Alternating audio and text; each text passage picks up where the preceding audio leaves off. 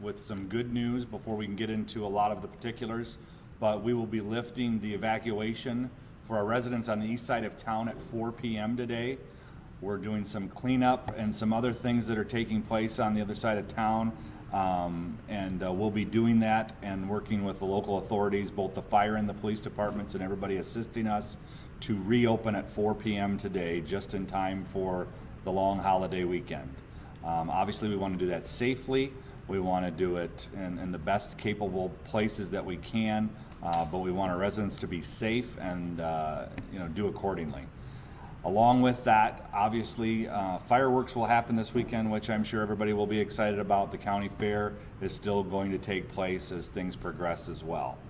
I want to be here first and foremost to thank just a few organizations: ILEAS, which is the Illinois Law Enforcement Alarm System, and MABUS, who's the Mutual Aid Box Alarm System. Both of those agencies have been here and been a huge asset for our community in helping assist with both the police and the fire as we've been dealing with the situation over there. So I want to give a big shout out to them. I also want to give a big shout out to our city public workers and public works, our police department, obviously our fire department, all the state and federal agencies that you're going to hear from this morning or this afternoon. And our hope is to get the appropriate people up here to give a presentation, talk, and then we can answer your questions here towards the end. But the lift will be at 4 o'clock today to get back to the east side of town. So thank you, and I will hand it over to Police Chief Alicia Steffes. Hi, so with that news of the reentry at 4, we want to let you know what the plan is at this time as far as that area and how the logistics work. All residents are allowed to return home. So all the businesses, the schools, the residents, they can all return home.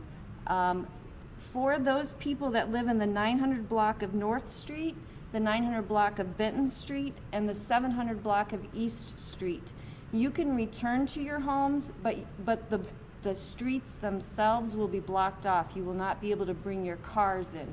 You'll have to block on the outside, you'll have to park on the outside of the barricades and walk in. If you have problems with that, if anyone in the area has problems or questions, there are still officers in that area. Find one and ask your questions, and they can give you advice on that and how to do that. We have to maintain those streets right around the scene itself, those 3 streets, in order for us to still have room for just numerous vehicles that are still working there, people that are still working there.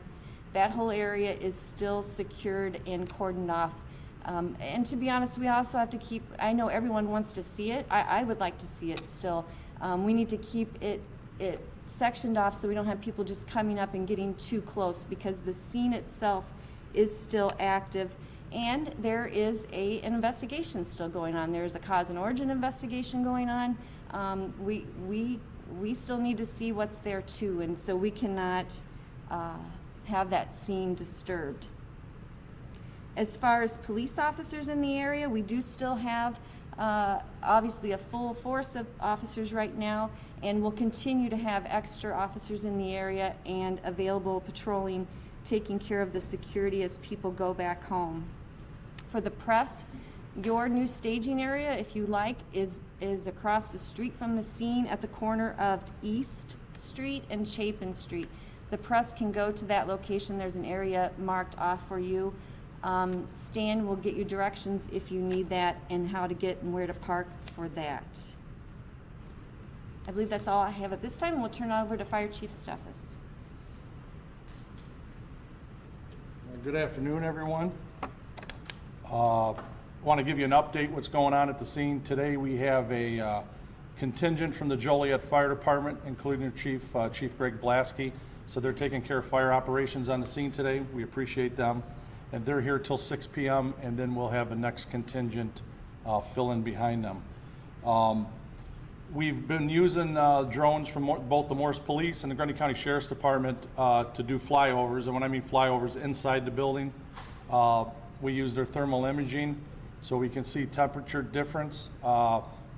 We've had different spot fires open up with the Portland cement, and what's happening is the thermal runaway with these batteries What's happening is the batteries are under this powdered Portland cement, and we watch, we'll have an area where we'll start getting some puffs of smoke, some push, and it'll be coming through that Portland cement, and then we'll actually see that Portland powder collapse on itself, and then that smoke and that vapor goes away, and then a little while later it will push out again, and then it will collapse. So what we're thinking is what's going on in this thermal runaway process of the battery is as the battery degrades and deteriorates, the Portland cement falls back on itself and seals it up, and then the next part of the battery or the next battery continues this thermal runaway. So it's actually good. It's working out really well. We've got our trench. Our trench has a capacity hold of 50,000 gallons of runoff water. I just left a meeting. The state, IEMA, is working on getting us frac tanks to hold an additional 40,000 gallons of water. We've contracted with local contractors to pump the water out of that ditch, that runoff ditch, into the frac tanks if we need to go to some firefighting operations. Right now, the game is to let it burn itself out the way it's going. Right now, it's controlled. Now, when I say that, when we open up today at 4 o'clock, I'm sure people are going to want to drive and see a view. If you see some, and you see some smoke, and you see some vapors coming out of that, that's going to happen. And that could possibly happen from anything from 5 days to possibly 3 or 4 weeks. So what we're putting in place is we're going to have a presence at this scene moving forward. It might not be a presence of 10 fire trucks. It might only be a presence normally some days of 1 or 2 pieces of fire apparatus. What their purpose will be monitoring and making sure that that fire doesn't grow out of hand before we get over there and can easily contain it before it grows too big. I will say this, and I've said it before, do yourself a favor to educate yourself and search thermal runaway on lithium batteries on the internet. You will be surprised at what these batteries are capable of doing. I will say this needs to be a call across the nation of educating fire departments, educating first responders, and educating the manufacturers of these lithium batteries. These lithium batteries are all over, and there are actually going to be more of them. We're electrifying our vehicles. I can't imagine how many vehicles we're going to put on the road with lithium batteries over the next 5 years.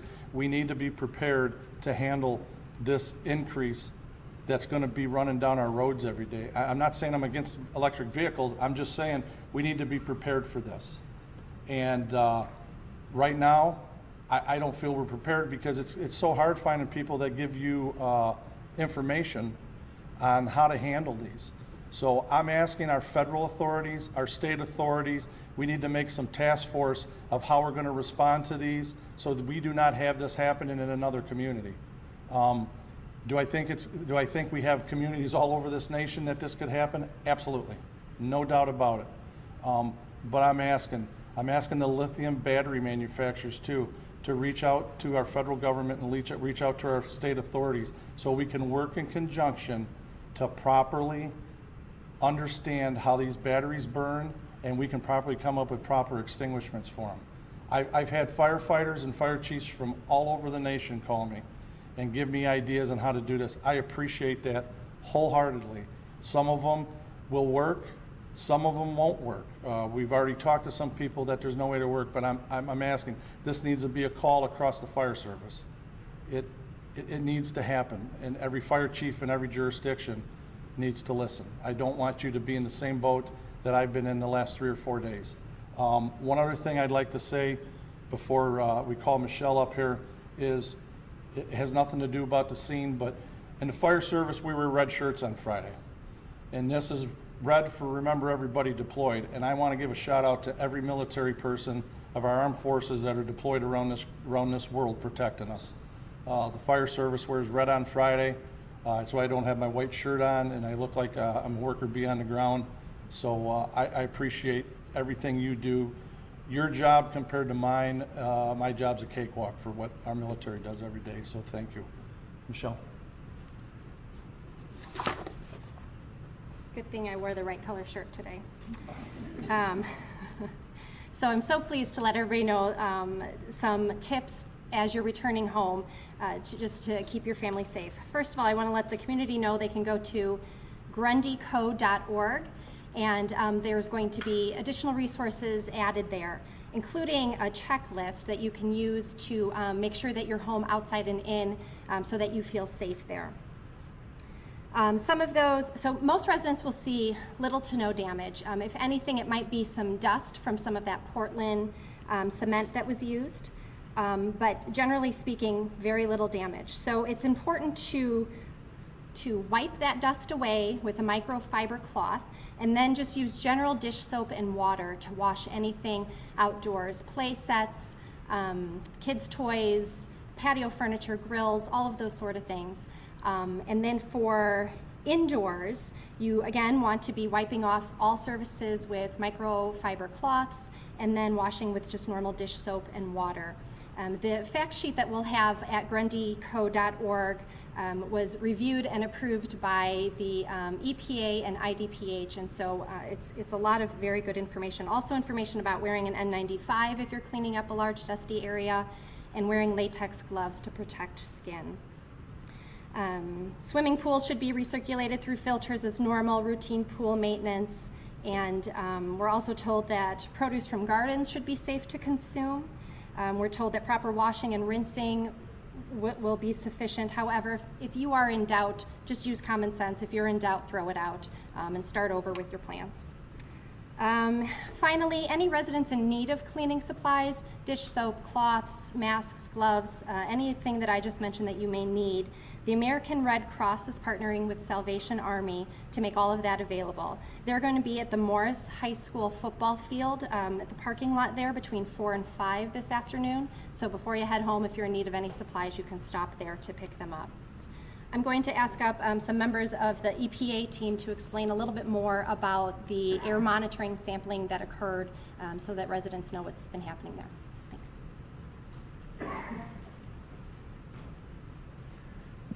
Good afternoon. I'm Len Zintak. I'm an on-scene coordinator with the U.S. Environmental Protection Agency. We've been on scene since Tuesday conducting air monitoring and air sampling on the site. We've been working closely with the Illinois EPA and the National Guard to conduct this air monitoring. We're also doing air sampling, and I'll explain the difference. Air monitoring is the real-time monitoring that we're doing for particulates and volatile organic chemicals, other parameters. And sampling includes sampling for metals, lithium, nickel, cadmium, lead. There were some reports of NiCad batteries and lead acid batteries in the building. So we're going to be looking at all that. So the monitoring began on Tuesday afternoon and has been running 24 hours a day. Will continue through the weekend and all of next week and beyond if needed. We have teams we have some stationary monitoring locations and also some mobile monitoring that's going to be going on. As people move back into their homes, we'll likely move the stationary monitors in closer to the site and have the mobile monitoring throughout the neighborhood. So we'll be doing some wipe sampling and maybe some soil sampling and water sampling as needed. So that's what I have right now. Thank you. Sir, can you give us your name and spelling and title, please? Yeah, Len Zintak, Z-I-N-T-A-K. Title? On-scene coordinator, US EPA. Thank you. Same thing. Good afternoon, everybody. I am Bobby Elzie. That's E-L-Z-I-E. I am the manager for the Illinois Environmental Protection Agency Office of Emergency Response. I'm here to speak on the preventative efforts that we're doing to ensure that if water is applied to the scene, that none of this runoff makes it anywhere near the Illinois River. As Chief Steffes said prior to, we have a trench dug that's able to capture a large volume of water. Also, frac tanks on scene along with vac trucks. If all of these said items were to fail, we have planned other contingencies to include using bladders to cut off storm drains to make sure nothing reaches the river. With that, if water is used, we will profile it and we won't send it back out until we know what's in it. So you do not need to worry about your drinking water. It's perfectly safe. With that, I would like to thank everybody that has helped on this scene, be it locals, federal, other state agencies. I really do appreciate everybody that has put in so many hours, both on and off scene with this. Thank you. All right, I will handle the question and answer period, so I can direct you to the proper agency. Are there any questions? What are the long-term health risks from this, do you know? Long-term health risks? So I've been in communication with IDPH about any potential long-term health risks. The surveying, sampling, and monitoring and everything that's been done is really showing well below action levels. And so I think it's safe to say with EPA and IDPH, there aren't any levels to be concerned of now. And so if there are any long-term health effects, we'll look to IDPH about that. But again, the monitoring is going to be ongoing, and we'll be notified if there is a concerning level of anything. Mm-hmm. Any other questions? You said 3 or 4 weeks you could be there at the scene. Is that when the batteries will be removed, or how's that process? No, okay, so the process with remediation, the cleanup, we will start, in fact, we've already started that process. It's going to be very slow. Obviously, nothing can be cleaned up until we know for sure that the batteries that are there, number one, the batteries impacted by the fire, and the batteries that have not been impacted by the fire, that they're all safe, and then that they can be removed from the scene. However, whatever contractor does that and how they do that. So that cleanup process, and when I say it's been started, not the actual physical part of it, but the preparations of getting in touch with the proper people, talking to the EPA and getting names of contractors that are licensed to do this type of cleanup. You know, and the thing is we want everybody to understand, you know, at the beginning we told everybody, if you smell something or you see smoke, remove yourself. And that's the best option, because getting all the monitoring set up like we have, it don't happen in hours. Sometimes it takes a day and a half to get the monitor set up, get a baseline, and get the results back. So when we tell people to start, if you see smoke or you smell something and you're in it, remove yourself, because we couldn't honestly tell you what the quality of the air was at that time. So the best thing is we'd rather err on the side of safety than not. You might get some odors now. You might see some smoke. However, we have monitors right at the door of the building, and the air is way below action levels, right at the door of the building. When you get out to the property line, we have the property line, we have no action levels whatsoever. So the scene's going to look different all the time. Like I said, the amount of people there, you might see some firefighting activities going on at 3 o'clock one day, and you might not see it again for 12 hours. You might see it 5 hours later. So we are, like I said, from the day one, I said we're in for the long haul until that scene is safe and secure, and then the cleanup can start. One thing that the Morris Fire Department did, we went and gross deconned all of the playground equipment for Goodwill Park, the playground equipment at ICS School, and McKinley Park.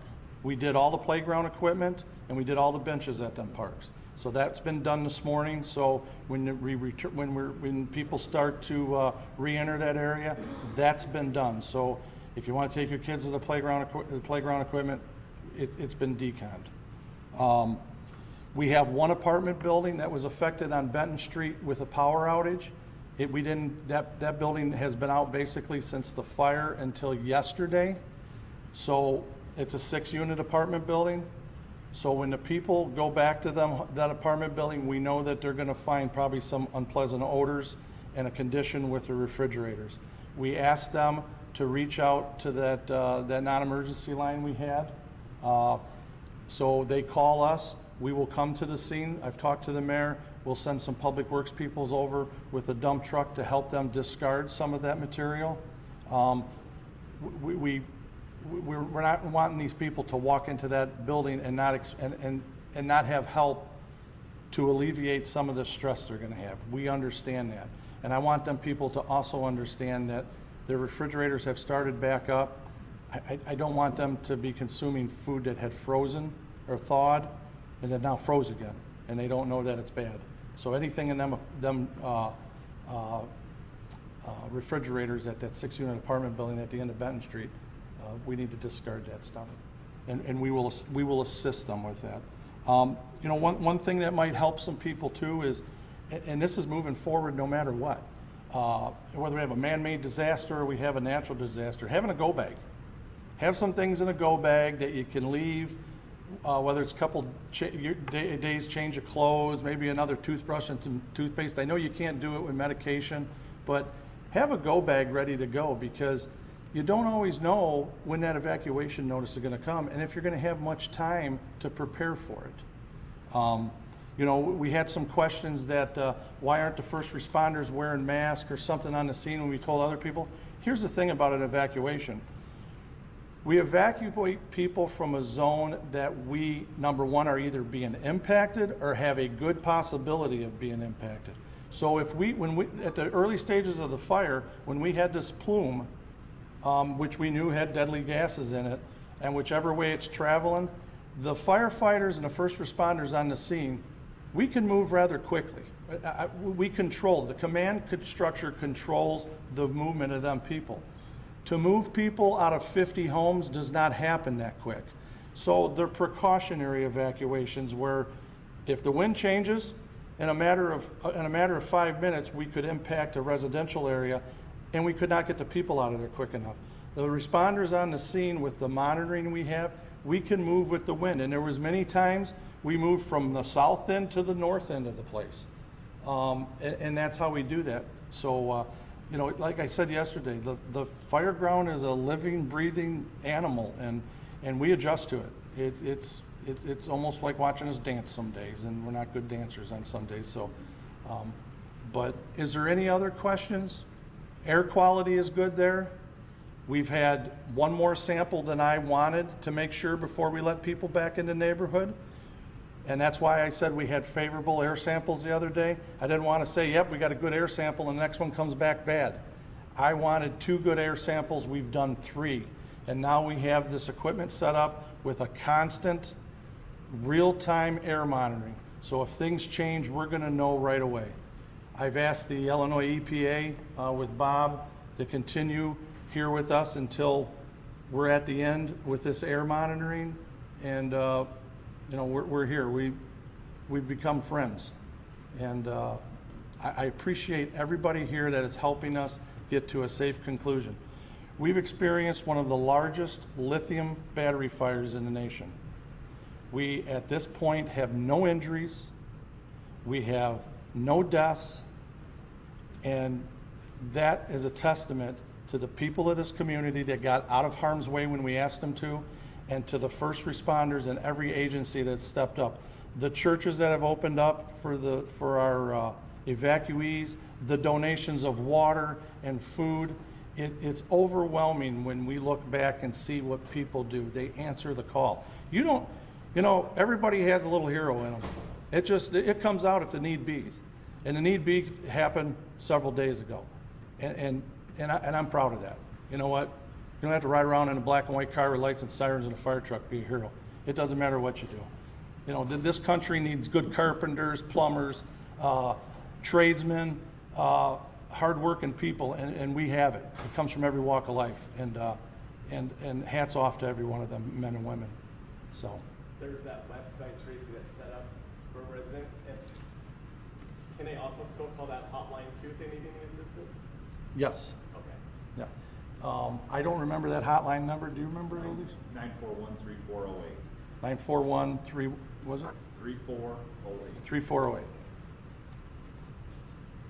Is that it? No more questions? Does anybody have anything they'd like to add? Thank you very much, gentlemen.